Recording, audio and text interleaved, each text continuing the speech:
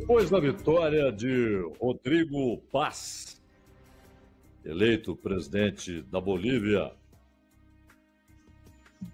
aconteceu um fenômeno interessante.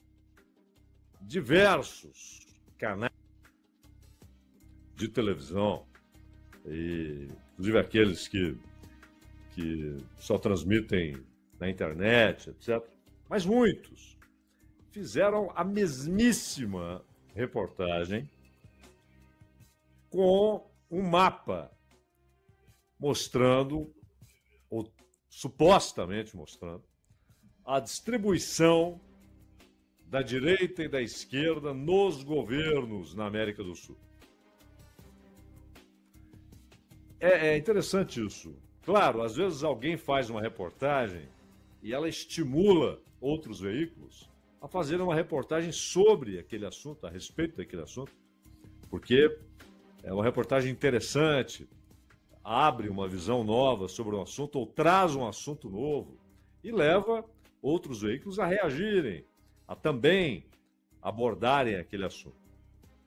Mas há também, isso é muito comum, por exemplo, em divulgação, né, de filme, de disco, muitas vezes você tem um mesmíssimo tema tratado no mesmo dia por cadernos de cultura de jornais diferentes, né? E muitas vezes com textos muito parecidos, né? Então, a coincidência chama a atenção, porque foi tudo muito próximo. E um festival de apresentação de mapas e comparações com o que havia há 2 anos, há 5 anos, etc. E com uma leitura equivocada. Mas não é deliberadamente equivocada. É, de fato, uma visão que hoje é predominante nas redações e na parte da sociedade que se interessa pelo assunto, porque, convenhamos, tem multidões que estão completamente indiferentes a isso. Mas entre aqueles que se interessam pelo assunto, de fato, predomina essa visão equivocada. É claro que esquerda e direita, em si, são palavras que não trazem qualquer qualificação, qualquer conceito inerente, não portam conceitos, isso é óbvio. É apenas são palavras convencionais para a definição de posições em relação a um terceiro objeto. Portanto, até visto do outro lado, que a esquerda vira direita, que a direita vira esquerda, né? Mas desde aquele objeto, sim, você tem aqui, isso aqui está à esquerda, isso aqui está à direita. Tanto que isso surge numa divisão, de fato, de posições dentro da Assembleia Nacional Francesa, a esquerda e a direita. Mas, no século XIX, essas duas palavras ganham conotação política e conotação ideológica. Mas essa divisão permaneceu razoavelmente clara durante algum tempo. E depois vieram as distorções, as confusões, as misturas, os engodos. E hoje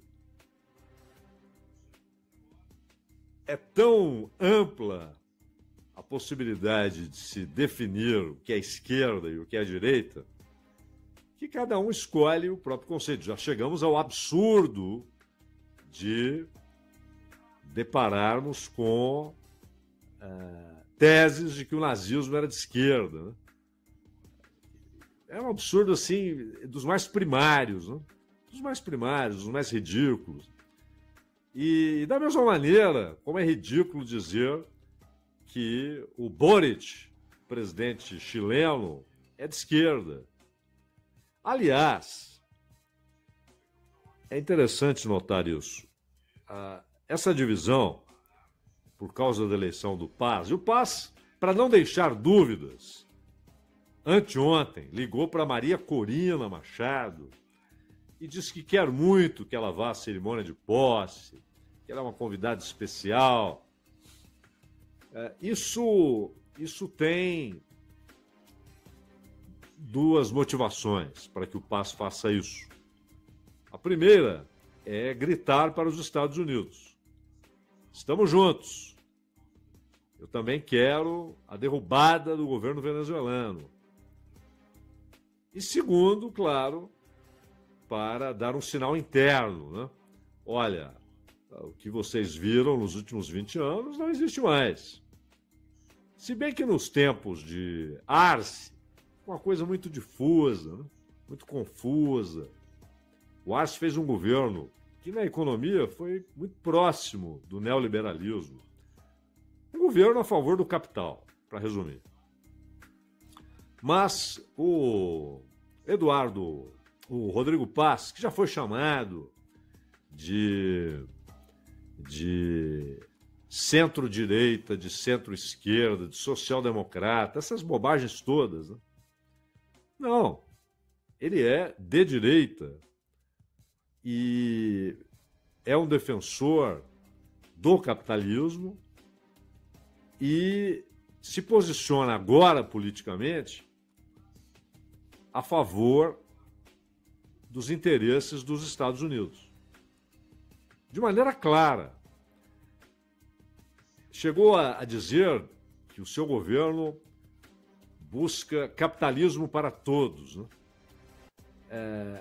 É claro que numa sociedade capitalista, o capitalismo se impõe a todos. Mas não é nesse sentido. O que ele quer dizer é que todos podem ser capitalistas. Essa é uma mentira que não se detém no cinismo. Ela é cruel. Ela é cruel. Primeiro que ela é uma brincadeira se vista do ponto de vista do conceito capitalista. Para o capitalismo, isso é porcaria, isso é frasezinha cretina. O capitalismo tem suas leis internas, seus mecanismos internos. E é óbvio que ele não pode existir se todos forem capitalistas. Parte essencial do seu funcionamento é que haja exércitos que oferecem sua força de trabalho e outros exércitos de reserva.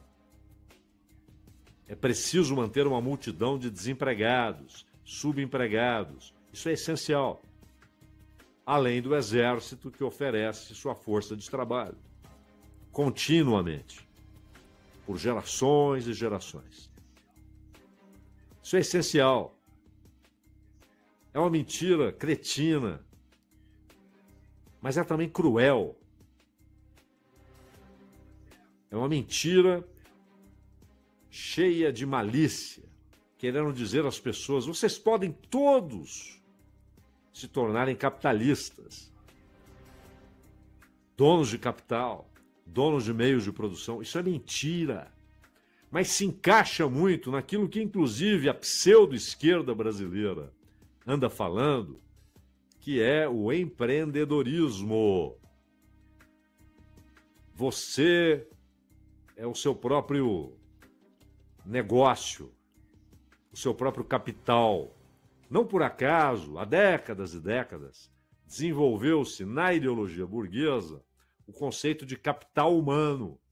Essas palavras não foram unidas por um escorregão semântico, por um desconhecimento de conceitos. Ela faz parte de uma elaboração ideológica. A coisificação do ser humano. E o processo de abstrair o ser humano de sua condição humana, além de abstraí-lo do fruto do seu trabalho, da riqueza produzida pelo seu trabalho. Então, claro, a eleição de Rodrigo Paz motivou esses mapinhas, porque a Bolívia agora será de direita. Ela já era com Arce. É claro que Evo Morales é de esquerda, mas isso não significa que Evo Morales construiu o socialismo na Bolívia. Isso não existe. A Bolívia não foi socialista sob Evo Morales. Apenas ele provocou uma maneira de distribuir mais as riquezas, de trazer direitos fundamentais à imensa população indígena da Bolívia, e por isso ele redesignou a Bolívia como Estado plurianual. Perdão, como Estado plurinacional. Exatamente por abraçar a nação indígena como parte fundamental do Estado e da sociedade. É o Estado plurinacional. A ideia de Estado plurinacional foi um avanço tremendo. Garantiu direitos que aquela multidão de indígenas na Bolívia não tinha. E não era apenas o efeito psicológico de finalmente ter um deles no poder. Não, não, não. Direitos materiais. Mas não houve socialização de meios de produção. A Bolívia continuou sendo capitalista, com capital e trabalho, com mais-valia absoluta e relativa, com força de trabalho sendo vendida ao capital. Isso não mudou. Morales nunca teve força, condições para mudar isso. Ele queria iniciar um processo, interrompido, com um golpe e depois, por um erro dele, aliás, né? Ele não poderia ter se candidatado ao mandato que se encerrou com o golpe, mas ele foi eleito, mesmo com a população dizendo não faça mudança na Constituição, nós queremos a manutenção de limites de reeleição. E ele, que na época controlava a Suprema Corte, a Corte Constitucional, conseguiu dar um jeito, arranjar um argumento, tosco inclusive. O argumento foi, não, ele é um ser humano, então ele tem direito a se candidatar no processo político, atropelando o limite constitucional. Mas ele foi eleito, embora o povo tenha dito não à proposta, no referendo, o reelegeu, porque ele era um bom governante. A Bolívia teve uma mudança considerável no padrão de vida das pessoas pobres. Não são os ricos, não são os grandes fazendeiros de Santa Cruz de la Sierra, não. Os pobres da Bolívia, de fato, viram perspectivas melhores, condições materiais melhores. Mas não era socialismo, nunca foi. Ele foi derrubado por um golpe, depois consegue eleger o Arce e é traído pelo Arce. A verdade é essa. É traído pelo Arce. Além, claro, das idiosincrasias do próprio Evo Morales, que dificultaram muito negociações políticas. Então, não é que a Bolívia agora será de direita, porque esse é o ponto fundamental. Vamos tomar aqui algumas figuras históricas, correto? Vamos tomar aqui Karl Marx, Engels, Lenin, Guevara, Allende, que também não fez do Chile um país socialista, mas iniciou um processo em direção ao socialismo e foi derrubado do poder, assassinado e no golpe que levou Pinochet e uma ditadura que escancarou a economia para interesses externos, colocou o pessoal da escola de Chicago para administrá-la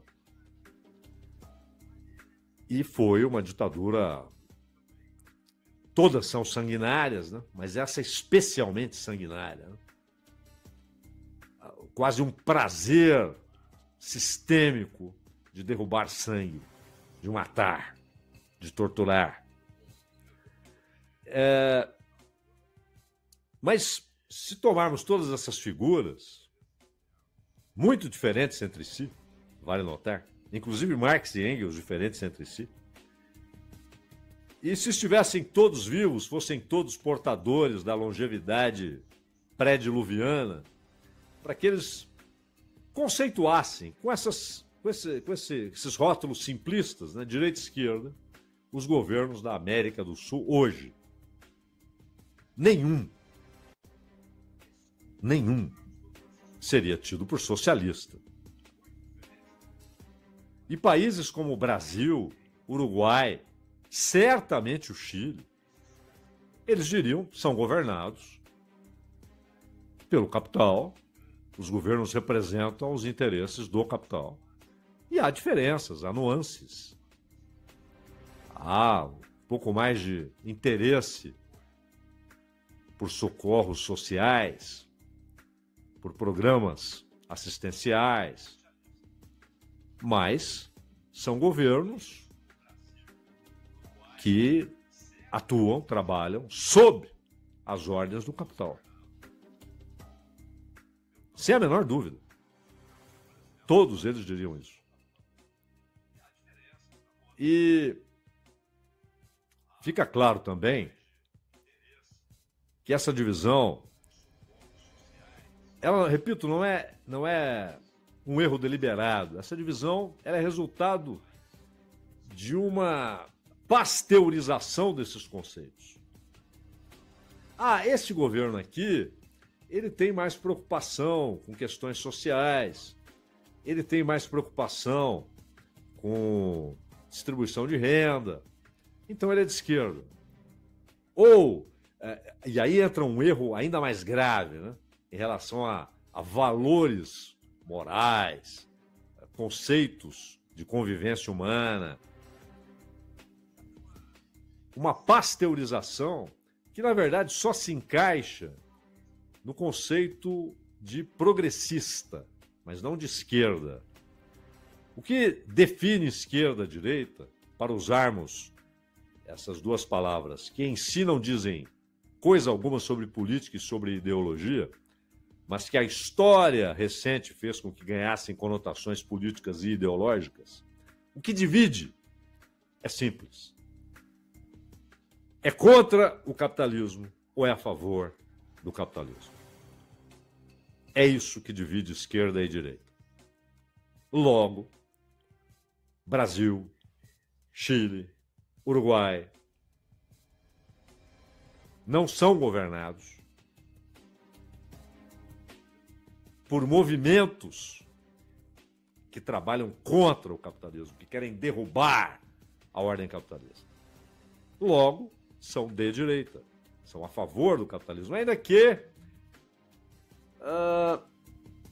sinceramente queiram reformá-lo, sem entender que ele não é reformável, porque ele não pode ser reformado, porque ele não pode contrariar suas próprias leis internas. Se o fizer, desaparece. Ele não pode ser reformado. É como o princípio bíblico ensina aos cristãos, né? O mundo não é reformável. Há um rumo histórico, há um desfecho. Mas a reforma é quimera, é ilusão. Com muita boa vontade, utopia. E o capitalismo não pode ser reformado. Ele pode ser mantido, e com ele suas leis, sua natureza, suas leis incontornáveis, irremediáveis, intocáveis. Ou ele pode ser derrubado. Quem pretende derrubá-lo, quem é contra a sua ordem, é a esquerda. Quem quer mantê-lo, não importa se sinceramente acreditando que é possível melhorá-lo, reformá-lo, é de direita. E aí sim, você tem uma vasta divisão de movimentos políticos. Da social-democracia europeia ao fascismo. mas estão todos, desse ponto de vista, no campo da direita.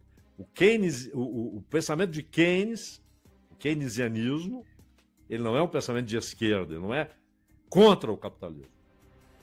Não é geração espontânea de divisão dos trabalhadores, de desaparecimento da ideia de classe dos trabalhadores e de embate entre classes, capitalistas e trabalhadores. E são subdivididos e colocados numa guerra interna permanente. Isso foi elaborado. Há movimentos e ONGs, organizações não governamentais, que trabalham para difusão disso, financiadas por grandes capitalistas. Não há nada de ingênuo, inocente, infantil nesse movimento.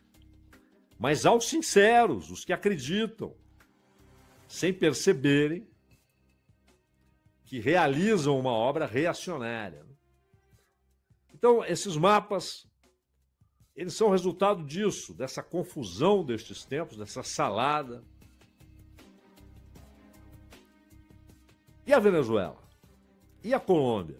A Colômbia é um país capitalista, escancaradamente capitalista, com um sujeito que já foi mais à esquerda, o Petro, mas que defende conceitos gerais que são caros ao socialismo. Conceitos gerais. Mas não é um governo socialista e nem de longe é um país socialista. E a Venezuela não é um país socialista. Não é. Iniciou-se um movimento em direção ao socialismo. Uma ponte, inclusive, chegou a ser construída nessa direção. Mas as sanções, a morte do Chávez, a necessidade de o governo amparar-se num número imenso de generais, mais de 2.000 generais. Mesmo assim, o país ganhou um caráter, como a Colômbia circunstancialmente está ganhando, mas a Colômbia tem eleição em breve, um caráter importante de anti-imperialismo, ou pelo menos diretamente contra a expressão nacional mais próxima do imperialismo, que são os Estados Unidos. Porque a China também é uma potência imperialista, é outra expressão do imperialismo. E o imperialismo não é obra de um país, ele é obra do capital. É outra necessidade que ele tem, sem conceitos morais, sem nada. A discussão não é moral, é econômica. Ele precisa do imperialismo. Como ele precisa produzir monopólios, oligopólios e manter, em certo nível de atividade econômica e de produção, concorrência, mas com o controle de monopólios e oligopólios. Mas a Venezuela, particularmente, ganhou esse caráter. Estamos falando só da América do Sul, não estamos falando de América Central, de Caribe Central, nada. Estamos falando de América do Sul. Nós estamos falando do México, de Cuba, são outras situações. Mas a Venezuela, ela tem hoje, foi empurrada, mas não fugiu dessa situação para ser uma expressão nacional de resistência ao imperialismo. E isso a caracteriza como sendo resistência a algo que é obra do capitalismo. Então, caracteriza como sendo de esquerda, mas não significa que sua economia seja socialista. Que o modo de produção seja socializado, seja dos trabalhadores. Houve uma construção em curso, havia uma construção, estava em curso, foi interrompida e começa a ser retomada. Mas não é um país socialista. Mas chamou a atenção que, de repente, tantos desses mapas tenham sido produzidos com tendências. E eles são 5 países de direita. E aí colocam Suriname como sendo de esquerda, a Guiana como sendo de esquerda. O fato de ter sido um partido de esquerda não faz do governo da Guiana um governo de esquerda. Hoje é um governo aliadíssimo dos interesses dos Estados Unidos e do Reino Unido, inclusive no Caribe, nas águas caribenhas e na questão do Essequibo e da Venezuela. Mas eles colocam, Brasil é de esquerda, Uruguai é de esquerda, Chile é de esquerda. Não, não é. Mas é uma expressão, repito, não é maldosa, é uma expressão do pensamento que foi sendo construído, dessa confusão deliberada, esta sim, que foi sendo construída a respeito de ideologias. Jornalismo, Bandeirantes. Meu caro Ronald Mendes.